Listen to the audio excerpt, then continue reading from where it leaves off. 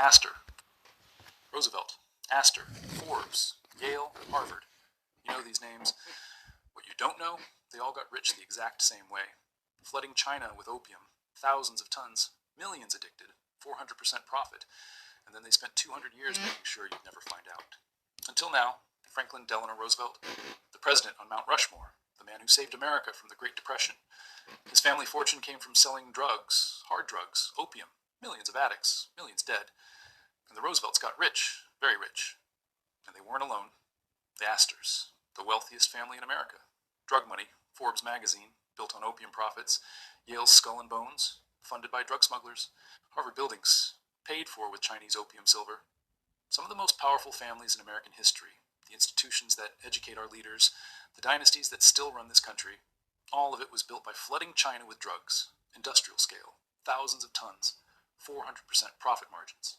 And then they buried the evidence, rewrote the history books, built libraries and museums with the blood money, and made sure you'd never find out, until now, because the shipping records exist, the letters survive, the account books are in archives, and what they reveal is that America's aristocracy, the families we're taught to respect, made their fortunes doing exactly what we imprison people for today. Except they did it to an entire country, poisoned millions, destroyed the Chinese economy, and got so rich they could erase it from history. This is the story they don't want you to know.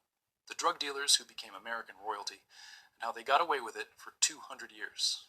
Franklin Delano Roosevelt, 32nd President of the United States, led America through the Great Depression and World War II. His face is on Mount Rushmore alongside Washington, Jefferson, and Lincoln. An American hero. But here's what they don't teach you in school.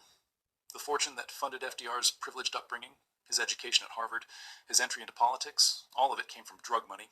His grandfather, Warren Delano II, made millions smuggling opium into China. Millions of Chinese became addicted. Millions died.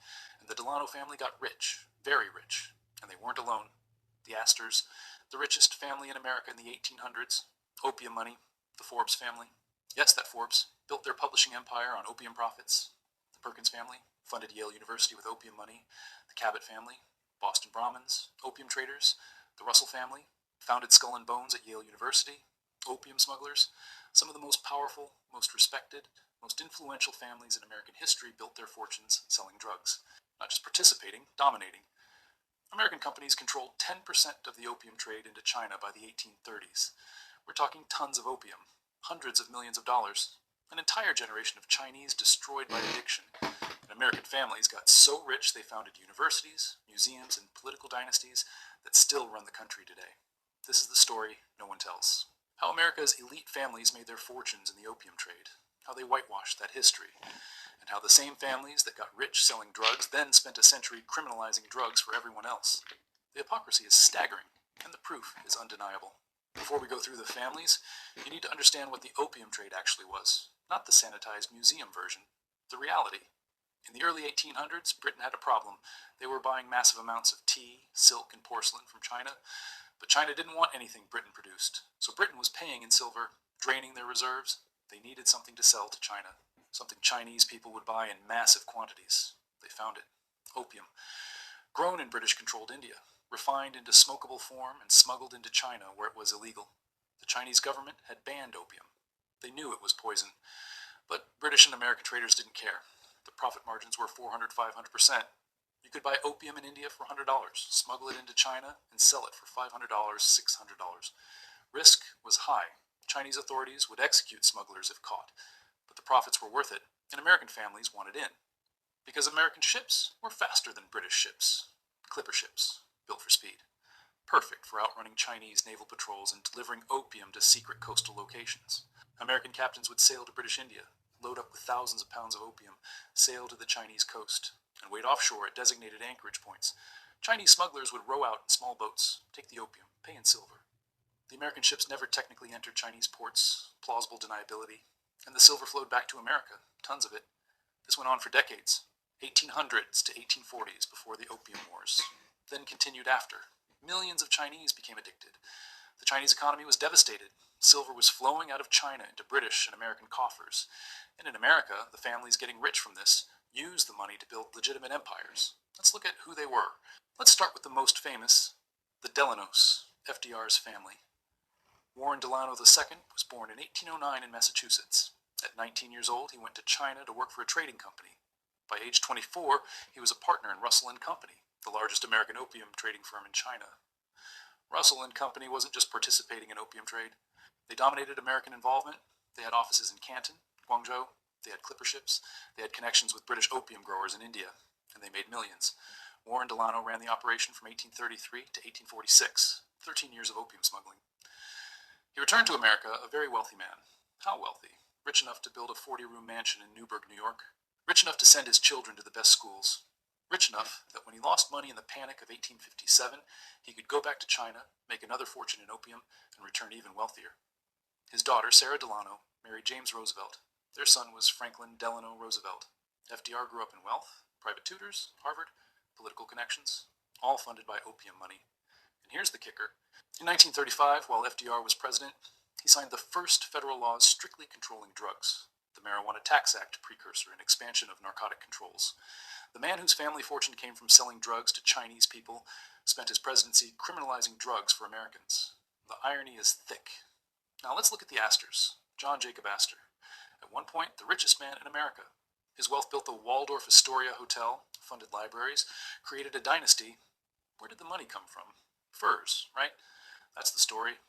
He traded furs, true. But that's not where the real money came from. Opium. John Jacob Astor's ships sailed to China starting in 1800. His ship, the Macedonian, made regular opium runs. Astor didn't just trade furs for Chinese goods. He traded Turkish opium for Chinese silver, then used that silver to buy furs, tea, and silk. The opium trade was the profitable leg that made everything else work. By 1840, Astor was worth $20 million. That's $500 million in today's money, most of it from opium profits. His great-grandson, John Jacob Astor IV, died on the Titanic as one of the richest men in the world. That wealth, built on opium? The Astor family name is on libraries, museums, university buildings, all of it funded by drug money from China. The Forbes family. Yes, that Forbes. Malcolm Forbes, the magazine publisher billionaire. His family fortune started in China. The Forbes family of Boston sent ships to China in the early 1800s. Robert Bennett Forbes and his brother John Murray Forbes were major opium traders. They worked with Russell and Company, the same firm Warren Delano worked for. Robert Forbes captained clipper ships that carried opium. John Forbes invested the profits into railroads and became one of the wealthiest men in Boston. Their descendants used that wealth to start Forbes magazine. The family became American aristocracy, and it all started with opium. John Murray Forbes is celebrated in Boston as a great businessman and philanthropist. There are statues of him, buildings named after him. No one mentions the opium. It's been scrubbed from the official history. The Perkins family, Thomas Handison Perkins. T.H. Perkins, as he was known in Boston. One of the wealthiest men in New England in the 1800s. Funded hospitals, asylums, schools. How did he make his money? Opium. Perkins was a founding partner of Perkins and Company, which later merged with Russell and Company. He ran opium from Turkey and India into China for decades, made millions, then retired to Boston and became a respected philanthropist. Yale University's Perkins Fellowship, named after the family, funded by opium money. The Perkins School for the Blind in Boston, opium money. Thomas Perkins is remembered as a great man. The opium part is a footnote, if mentioned at all. The Russell family. Samuel Russell founded Russell and Company in 1823. It became the dominant American opium trading firm in China. Russell made an enormous fortune. Retired to Connecticut, and in 1832, his cousin William Huntington Russell co-founded Skull and Bones at Yale University. Skull and Bones, the secret society that has produced presidents, Supreme Court justices, CIA directors, George H.W. Bush, George W. Bush, John Kerry, all bonesmen. The Russell family fortune that helped establish Yale's most powerful secret society came from opium. Samuel Russell's money also helped fund the Russell Trust, which still funds Skull and Bones operations today. The most powerful secret society in America was built on Chinese opium money. The Cabot family, Boston Brahmins, old money, respected. Their wealth came from trading with China in the early 1800s. Guess what they traded? Opium. The Cabot family name is everywhere in Boston. Cabot House at Harvard, streets named Cabot, but the opium connection is never mentioned. The Lowe family, Abiel Abbott Lowe, another prominent opium trader, ran clipper ships to China, made millions. His son, Seth Lowe, became president of Columbia University and mayor of New York City. The family donated money to build Lowe Memorial Library at Columbia. Opium money built an Ivy League library. Here's the pattern. American families go to China in the early 1800s. They work for opium trading firms or start their own. They make enormous fortunes smuggling opium. They return to America. They invest in railroads, real estate, and legitimate businesses. They become respectable. They fund universities, museums, libraries, and hospitals. They erase the opium connection from their family histories. Their descendants become American aristocracy, and no one talks about where the money came from. This wasn't small scale. By the 1830s, American firms controlled about 10% of the opium flowing into China. British firms controlled most of the rest, but Americans were significant players. Russell and Company alone shipped thousands of chests of opium annually. Each chest contained about 140 pounds, thousands of pounds of opium. Year after year, the scale was industrial, and the profits were massive. A single successful opium voyage could return 400 to 500% profit. Ship captains and company owners became millionaires. In 1830s, money, that's multimillionaire or billionaire level today, and this continued for decades. Even after the Opium Wars, which China fought specifically to stop the opium trade, American firms kept smuggling. They just got better at hiding it. Let's talk about what this opium did to China. By the 1830s, an estimated 10 to 12 million Chinese were addicted to opium, about 10% of the adult male population. The addiction was so widespread it crippled the Chinese economy.